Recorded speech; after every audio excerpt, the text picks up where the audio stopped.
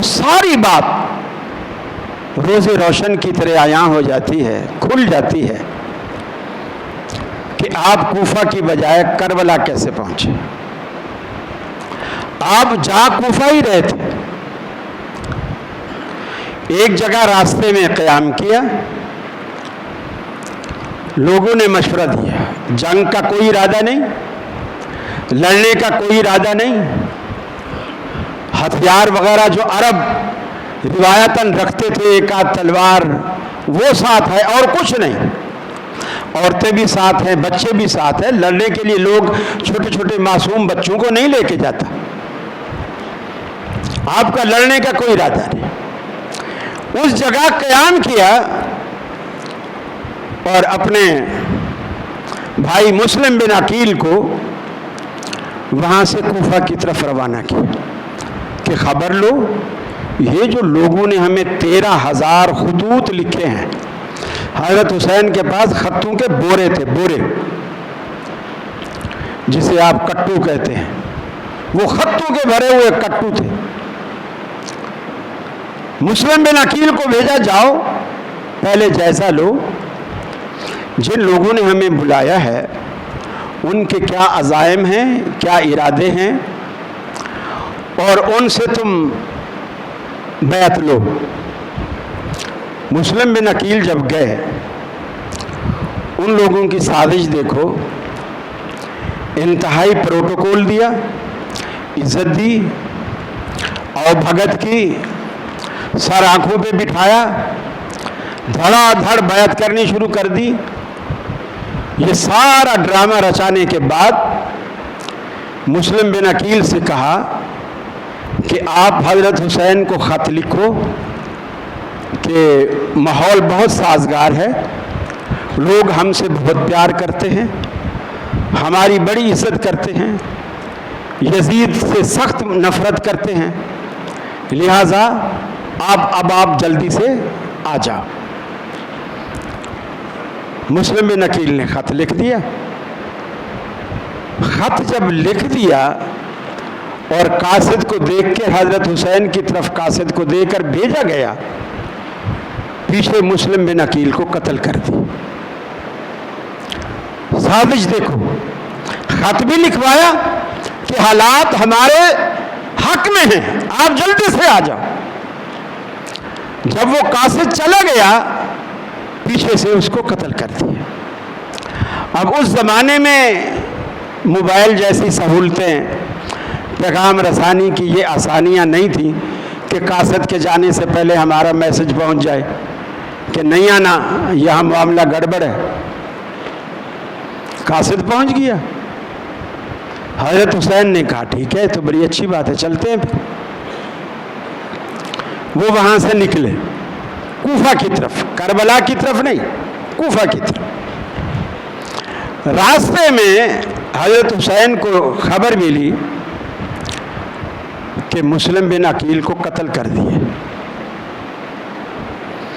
اب یہیں سے حضرت حسین کی چھٹی حس بیدار ہو گئی کہ یار جب میں مدینہ سے نکلا تھا، میرے سارے دوست مجھے منع کرتے تھے کہ نہ جاؤ، یہ وہی کوفی ہیں جنہوں نے آپ کے باپ کو بھی بلا کر غداری کی تھی، کیونکہ تینوں خلفاء کے دور میں اسلامی دارالخلافہ مدینہ تھا۔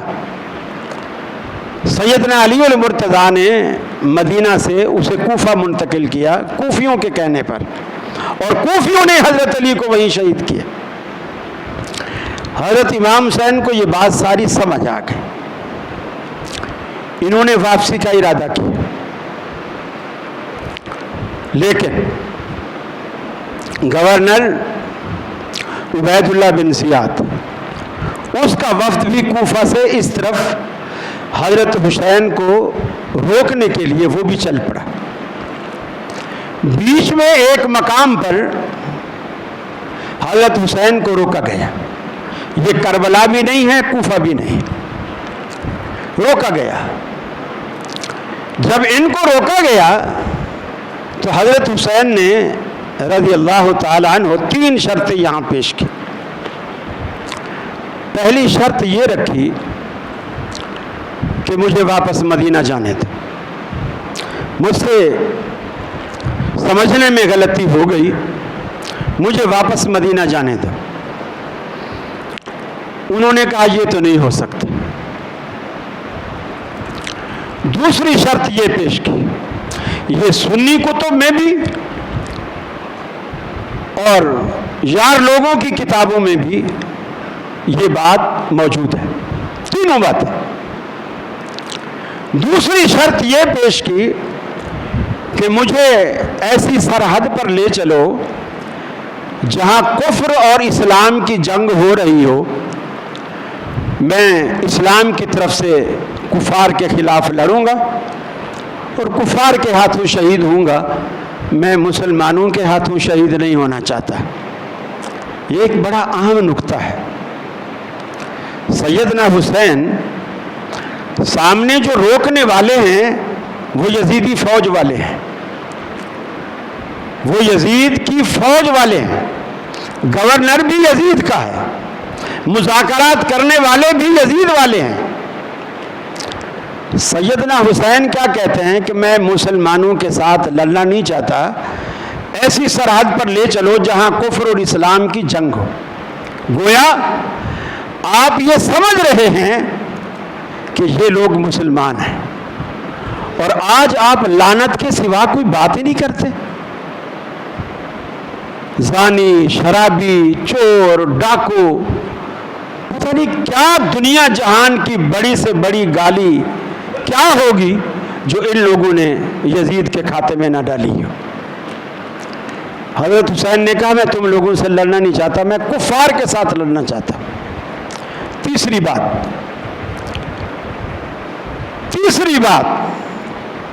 یقین مانیے لوگ سنیں تو پاؤں تلے سے زمین نکل جائے۔ فرماتے ہیں مجھے اگر وہاں بھی نہیں جانے دیتے مدینہ، اور کسی کفر کی سرحد پر بھی نہیں جانے دیتے، تو پھر میری تیسری اور آخری شرط یہ ہے، مجھے یزید کے پاس جانے دو،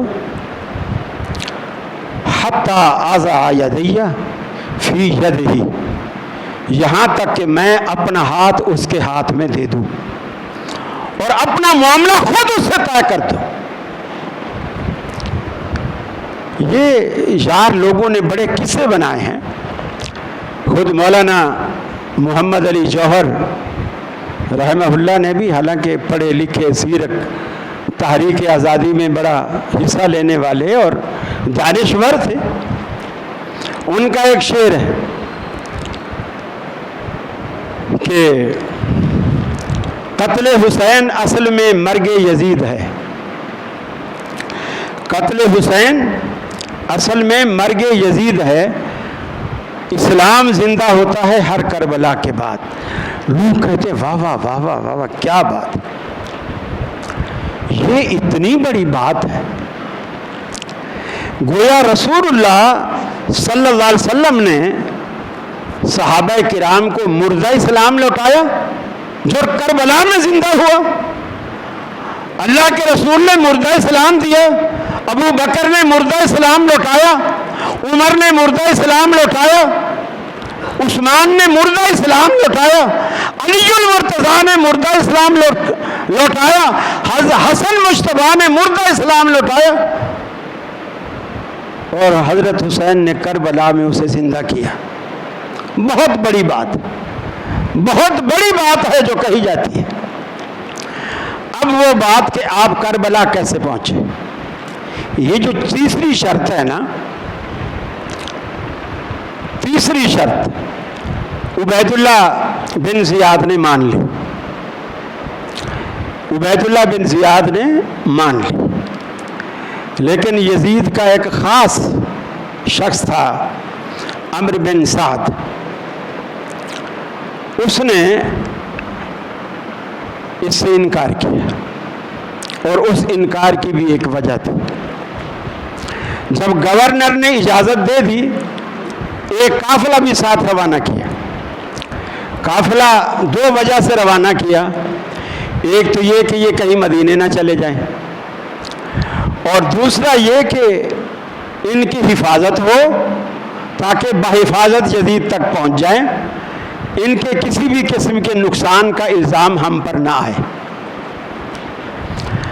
اب وہ راستے میں کہیں بھی، کوفے کے راستے میں کہیں بھی رکے ہوئے تھے، وہاں سے ڈائریکٹ کوفے کی کربلا کی طرف چلے، کیونکہ مدینے سے کربلا کا سفر، پھر کربلا سے آگے دمشق کا سفر، اب راستہ وہاں سے کربلا آ کر پھر دمشق جانا تھا۔ آپ جب کربلا پہنچ گئے، عمرو بن سعد کا لشکر بھی وہاں پہنچ گیا۔ حضرت یزید کی طرف اس لیے نہ جانے دیا کہ حضرت حسین کے پاس وہ جو خطوط تھے نا، خطوط کے بورے بھرے ہوئے، وہ خطوط حضرت حسین کی شہادت کا سبب بنے۔ ان لوگوں نے کہا کہ یار بلایا تو ہم نے ہے، حضرت حسین کے پاس ثبوت ہیں، ہمارے خط ہیں، ہمارے دستخط ہیں، یہ بورے اگر یزید کے پاس پہنچ گئے وہ تو ہمیں پھانسی پہ چڑھا دے گا، وہ تو ہم سب کو قتل کروا دے گا، یہ تو ہم نے بغاوت کی، حسین نے بغاوت نہیں کی، ہم نے بغاوت کی۔ انہوں نے اپنی خیر اسی میں سمجھی کہ سیدنا حسین کو اب باقی ہی نہ رکھا جائے۔ بورے تو لیے، ان کو جلا بھی دیا، لیکن زبان کھولنے کے لیے، حق بیان کرنے کے لیے سیدنا حسین کو بھی باقی نہیں رہنے دیا۔ فرمایا یا ایھا الذین آمنوا استعینوا بالصبر والصلاۃ ان اللہ مع الصابرین۔ اسلام کے دو اصول ہیں، اگر اللہ تعالیٰ تم پر مصیبتوں کے پہاڑ ڈھائے تو صبر کا حق ادا کر دو، اور اگر اللہ تعالیٰ خوشیوں کے انعامات کی بارش تم پر کر دے تو پھر شکر کا حق ادا کرو۔ اے ایمان والو، نماز کے ذریعے اور صبر کے ذریعے اللہ رب العالمین سے مدد مانگو۔ اللہ رب العالمین صبر کرنے والوں کے ساتھ۔ وَلَا تَقُولُوا لِمَنْ يُقْتَلُ فِي سَبِيلِ اللَّهِ أَمْوَاتٌ، اور جو لوگ اللہ کی راہ میں قتل ہو جائیں انہیں مردہ نہ کرو۔ مجھے بتائیے دنیا میں اگر سیدنا حسین رضی اللہ تعالی عنہ نے اسلام کو زندہ کرنے کا کام کیا، جو نعوذ باللہ اس سے پہلے اسلام مردہ ہو چکا تھا، تو آپ کا یہ کام وہ کہنے کے لائق ہے یا ہے کہنے کے لائق؟ سارے سینہ کو بھی کرنے والے، سارے روڈوں پہ نکل کر ماتم کرتے ہوئے ہے حسین ہے حسین، ارے ہے تو کسی افسوسناک عمل پر کیا جاتا ہے، بڑے عزت اور وقار والے کام پر تو ہمیشہ واہ کیا جاتا ہے۔ ان ماتم کرنے والوں میں ایک شخص بھی ایسا نہیں ملے گا جو واہ حسین کی صدا لگاتا ہو۔ پھر حضرت حسین پیاسے شہید ہو گئے، بچے پیاسے شہید ہو گئے، پانی کا گھونٹ تک کسی نے نہیں پلایا، بلکہ یہ بات اتنی زیادہ مشہور ہے کہ آپ کسی کے ہاں جاؤ اور وہ آپ کو پانی بھی نہ پلائے تو لوگ کہتے ہیں میاں یہ تو پورا گھرانہ ہی یزیدی ہے، یہ تو کسی کو پانی کا گھونٹ بھی نہیں پلاتے۔ یہ اتنی مشہور کیا اس بات کو۔ اور آج محبت کا تقاضا کیا ہے؟ سیدنا حسین رضی اللہ تعالیٰ عنہ کی شہادت والے دن لوگ شربت پلاتے ہیں، روح افزا ملا کر، دودھ ملا کر۔ ارے مجھے بتائیے آج اگر کسی کا والد فوت ہو جائے اور وہ سڑک پر دودھ اور روح افزا کا پتیلا رکھ کر برف ڈال کر آنے جانے والوں کو پانی اور شربت پلاتا ہو، لوگ پہلا سوال کریں گے کہ بھائی کس خوشی میں؟ اس لیے کہ شربتیں غم کے موقع پر نہیں، خوشی کے موقع پر چلائی جاتی ہیں۔ پہلا سوال کرے گا کس خوشی میں، اور وہ جواب دے جی میرا ابا فوت ہو گیا ہے، وہ گلاس واپس کرے گا اور کہے گا لکھ دی لعنت ہے، تیرے باپ کے مرنے پر خوشی منا رہے؟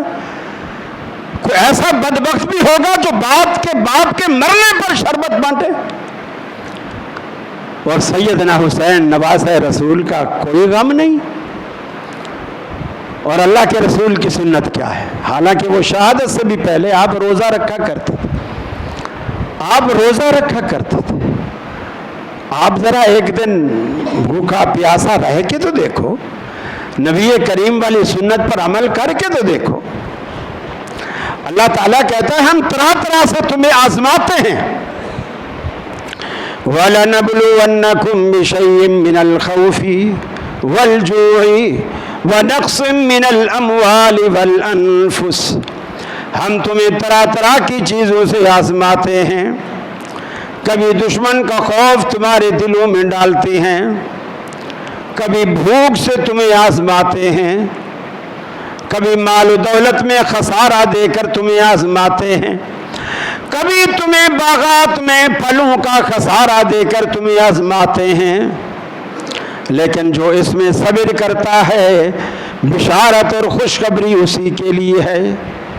اور جو لوگ الذین اذا اصابتہم مصیبہ، جب ان کو کوئی مصیبت آتی ہے وہ واویلا نہیں کرتے، شور نہیں مچاتے، قالوا انا للہ و انا الیہ راجعون، وہ فوراً کہتے ہم بھی اللہ کے لیے ہیں اور اللہ کی طرف لوٹنے والے ہیں۔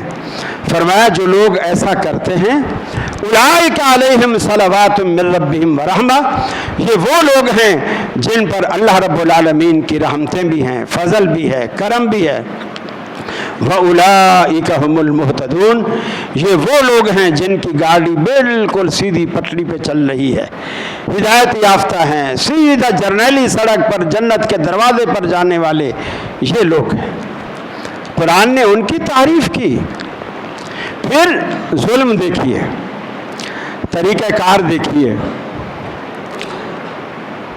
ہمیشہ باپ اگر ہسپتال میں ہے، ایڈمٹ ہے،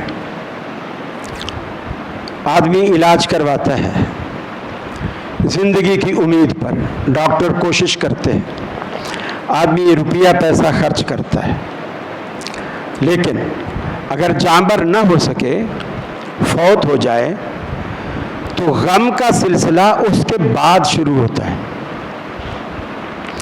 غم کا سلسلہ اس کے بعد شروع ہوتا ہے، اور شرعی اعتبار سے وہ 3 دن تک۔ ہمارے ہاں غم کا سلسلہ مرنے کے بعد ختم۔ یکم محرم جو حضرت حسین ابھی شہید نہیں ہوئے، غم شروع ہوا، 10 محرم کو شام غریبہ منائی، اور 11 کو ہر چیز اپنی جگہ نارمل طریقے سے ہو جائے گی۔ بھی کل تمہارا باپ فوت ہوا اور آج تم جشن منا رہے ہو یا خوشیاں منا رہے ہو یا تمہارا غم ختم ہو گیا ہے، تو برادری والے سارے لان تان کریں گے۔ یعنی جو کام بعد میں کرنے کا ہے وہ پہلے، اور جو پہلے کرنے کا ہے وہ بعد میں۔ یہ تو بالکل ایسی بے وقوفانہ بات ہے جیسے ایک ملنگ تھا، اس کا لوٹا استنجے والا تھوڑا ٹوٹا ہوا تھا۔ اس زمانے میں یہ مسجد میں جیسے آج کل آپ کو سہولتیں ہوتی ہیں، یہ سہولتیں نہیں تھی، لوگ کھیتوں میں جاتے تھے، وہ لوٹا بھر کے لے جاتا، وہ تھوڑا ٹوٹا ہوا تھا تو پانی گرتا جاتا، پھر اس کو رفع حاجت میں بھی کچھ ٹائم لگ جاتا، جب تک فارغ ہوتا تو لوٹا پانی کا خالی ہو جاتا۔ اس نے اجتہاد کیا کہ یار جب میں آتا ہوں نا اس وقت کچھ پانی ہوتا ہے، تو وہ استنجا پہلے کر لیتا تھا، فراغت بعد میں حاصل کرتا تھا، استنجا پہلے کر لیتا تھا۔ ان بے وقوفوں کا وہی حال کہ جو کام پہلے کرنے کا ہے وہ بعد میں، اور جو بعد میں کرنے کا ہے وہ پہلے۔ اور پھر صرف آنسو بہانا، واویلا کرنا یہ حق کی دلیل نہیں ہوتا۔ آپ سب جانتے ہیں یوسف علیہ السلام کے بھائیوں نے بھی آنسو بہائے تھے، آنسو بہائے. قرآن کہتا ہے وَجَاءُوا أَبَاهُمْ عِشَاءً يَبْكُونَ. یوسف علیہ السلام کے بھائی یوسف کو کنویں میں دھکا دینے کے بعد گویا انہوں نے بھی شام غریبہ منائی. علم لے کر اپنے باپ حضرت یعقوب علیہ السلام کے پاس آئے. کیسے آئے؟ قرآن نقشہ کھینچتا ہے وَجَاءُوا أَبَاهُمْ عِشَاءً يَبْكُونَ. دھاڑے مار مار کے روتے ہوئے ابا کے پاس آئے اور آ کر کے دو دلیلیں پیش کی. ایک مگرمچھ کے آنسو، دوسرا یوسف علیہ السلام کا خون آلود کرتا ابا کے سامنے پیش کیا. قرآن کہتا ہے وَجَاءُوا أَبَاهُمْ عِشَاءً. قرآن کہتا ہے فَجَاءُوا بِقَمِيصِهِ بِدَمٍ كَذِبٍ. جھوٹا خون لگا کر باپ کے پاس آئے، لیکن وہ خون بھی جھوٹا، آنسو بھی جھوٹے، ان کا دعویٰ بھی جھوٹا. یہی کچھ آج ہو رہا ہے. وآخر دعوانا الحمد للہ رب العالمین.